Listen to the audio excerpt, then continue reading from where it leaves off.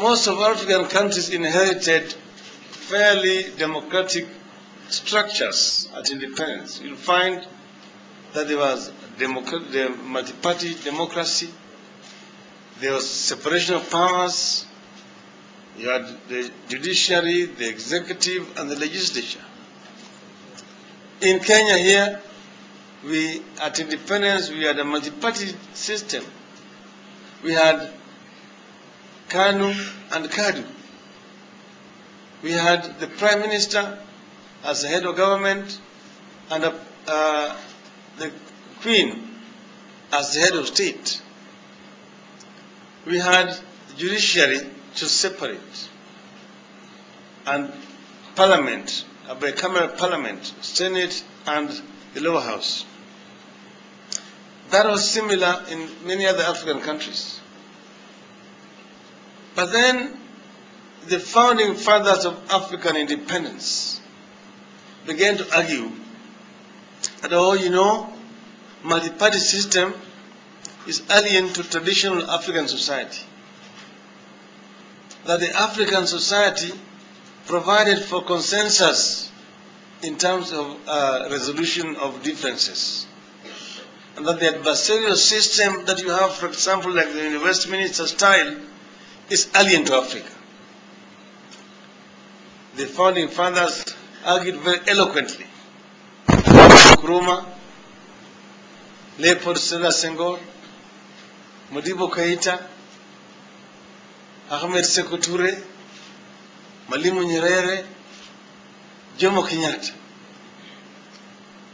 So, through a series of combinations, to say that a multi-party system was a luxury that the young developing countries could not afford.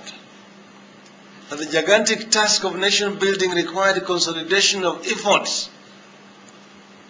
So through a series of measures, coercion, intimidation, bribery, blackmail, the opposition was led into extinction. So you gradually ended up with single party systems. In some places there's no party systems. In others the military carried out the coups and you ended up with the military governments. So here we ended up with one party. Kanu Mama, Kanu Baba. In Zambia, they even used to almost sing it. That one country, one people. One country, one people. One people, one party. One party, one leader. That leader, Kaunda. That's how it was. In the neighboring Malawi, the founding president, Kamuzu Banda, crowned himself as the life president. It was called Ngwazi. In those days, because of this, of course, the military decided to intervene in some places. So you ended up, as I'm saying, the military regimes and the single-party regimes in Africa. This was the cause of the second liberation of Africa. Some saying that the struggle for liberation, second liberation of Africa, is as old as independence has been in the African continent. So people had to fight now to liberate themselves from internal political repression. Because with the extinction of the opposition, the checks and balances were destroyed. You had now a situation where one institution, the executive led by the president, more or less emasculated other institutions.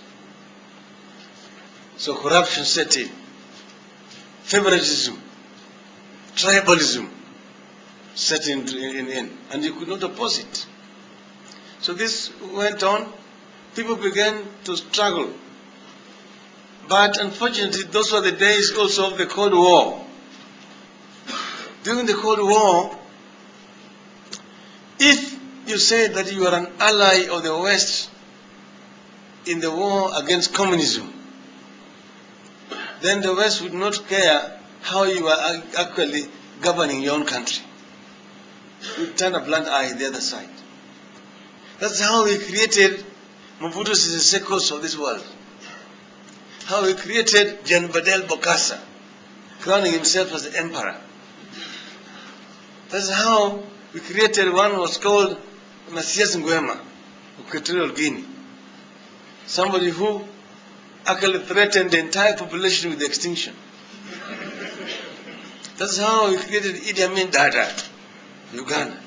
He could slaughter the people of Uganda, but still be appointed the chairman of the OAU. We had then Ngwazi Said Kamuzu Banda, who said publicly that his opponents who are in exile, if they returned back, there would be delicious meals for the crocodiles on the river Zambezi. So Africans suffered in this phase, and that's why I've been saying, without fear of contradiction, that the backwardness that Africa has today is as a result of the mediocrity of the leadership that has been presiding over Africa since independence.